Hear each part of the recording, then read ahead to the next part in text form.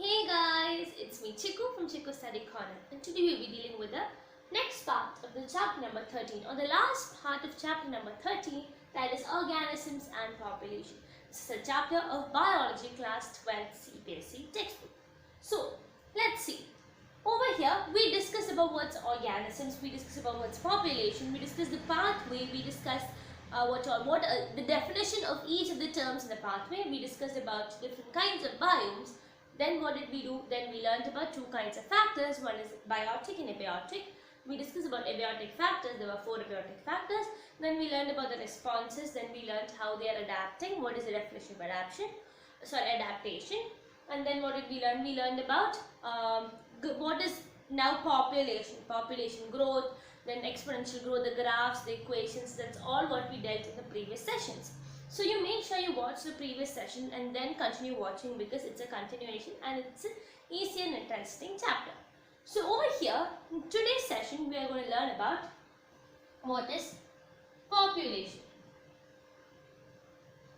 Not what is population, population interactions. So what does the word interaction means? To me, that means something that is interacting or communicating, or there is some connection between them. So that interactions are of two types when you talk about population. There is interspecific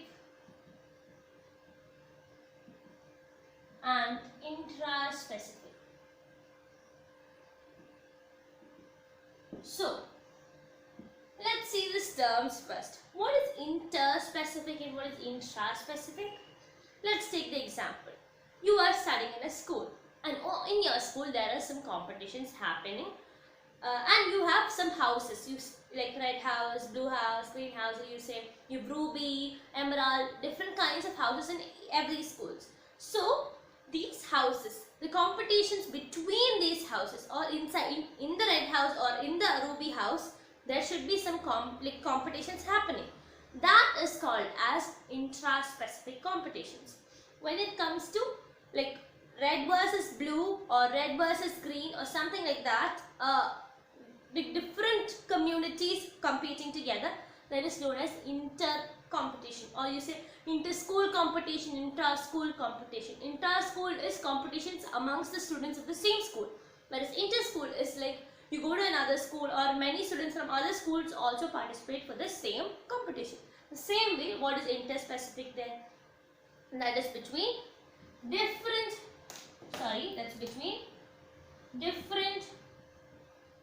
species. Okay, and intraspecific is between the same species.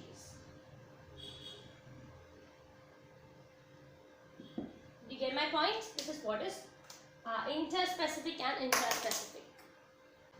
So the first thing that we have to learn is predation. That is the first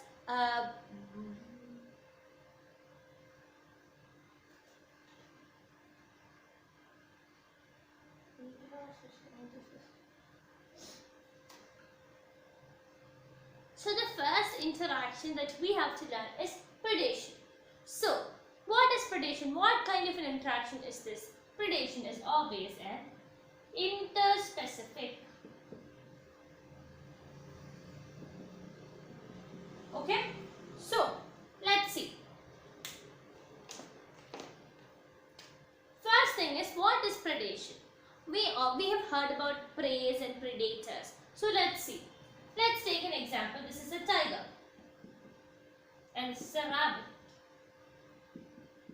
Which is the predator and which is the prey? Rabbit obviously is the prey of what? It is not P-R-A-Y, it is P-R-E-Y. Okay? And this tiger is the predator.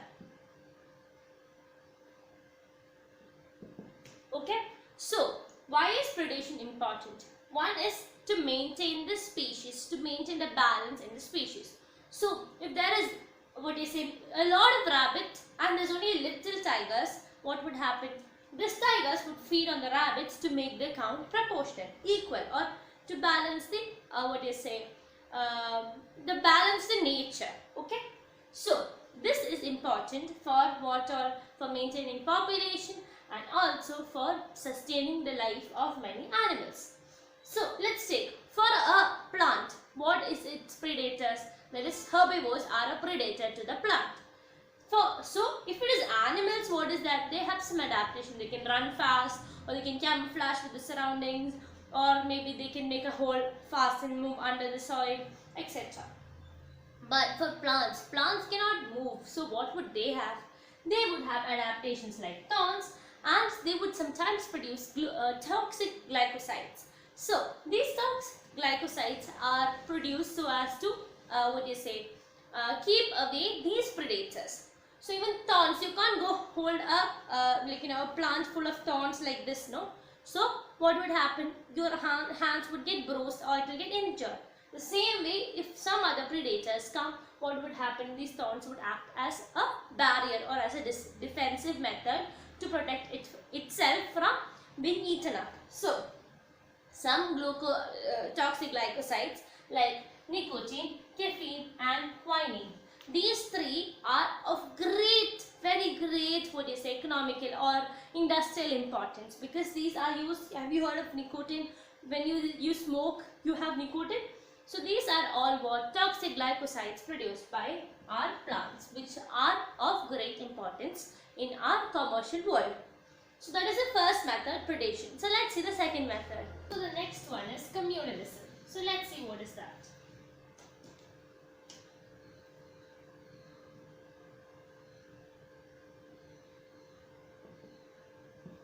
So what is communalism? Over here what happens is one organism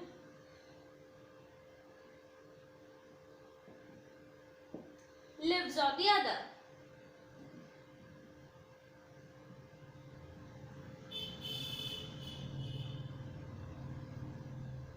The one that lives on the host of another body, or when one lives on top of another one, and when there is no harm to the host, what is it called? It is known as communalism. So there is over here what happens? No harm to host. Okay, there is no harm to the host. Host is neither benefited nor harmed. It's just living. There is orchids that grow on mango branches. So that is an example for communalism. And the next one is parasitism. So let's see what is parasitism.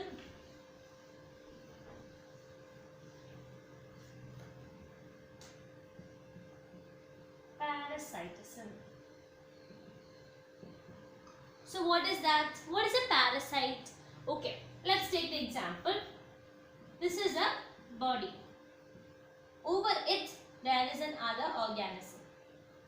Okay, if this organism, if this is benefited and this is not benefited, but it is harmed, it's harmed. Why? Because this organism extracts nutrients from host body.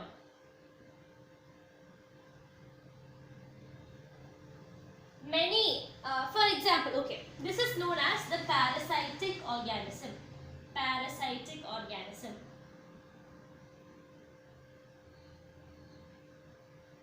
And this organism on which or the host is known as ectoparasite.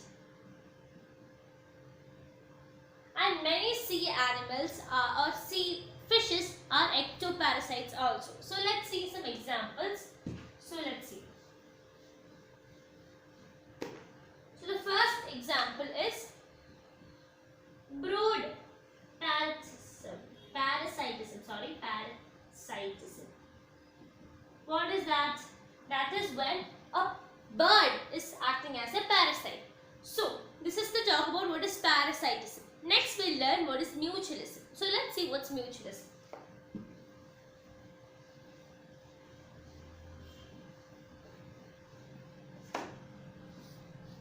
Mutualism.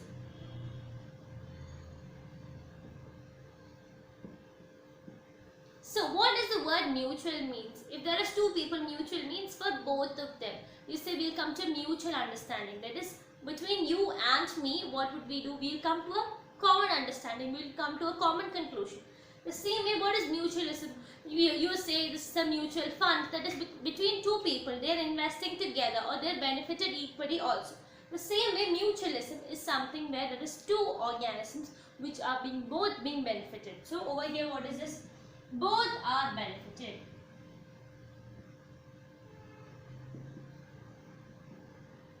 Not only one, both the organisms. So this is the host and this is this. Both of them are benefited. So let's see. The example. There are two examples that we have to learn. One is lichen.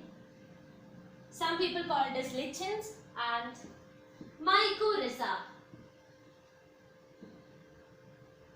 So these are the two examples. What is lichens? So let's see what's lichens. Lichens are what? They are fungi plus algae. And what is mycorrhiza?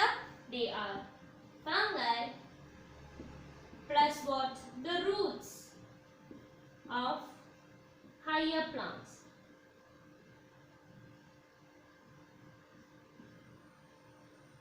Okay, that is to talk about what is mutualism. So what are they? Fungi and algae, and over here fungi and roots of higher organisms. Now we have to learn about the last kind of interaction. So let's see what's the last kind of interaction. Always mutualism is mostly, that is, interspecific. Okay. There is most of them which we told, parasitic and communalism. These are all mainly interspecific. There is no intraspecific relationship between these things, because they are living on another organism and extracting nutrients or being benefited from them. So let's see the last one. So the last one is amensalism. So let's see what is that. Amensalism. So this is, there is a host body, there is a parasitic body. So over here one would be harmed. So first one is harmed. Okay. So probably which one would be harmed? This one. And over here there is, when we learned, we were like one was harmed, one was benefited, or one was not harmed nor it didn't have any change, the other one was benefited, or else there was both being benefited. Over here it is neither being benefited, both of them are neither being benefited.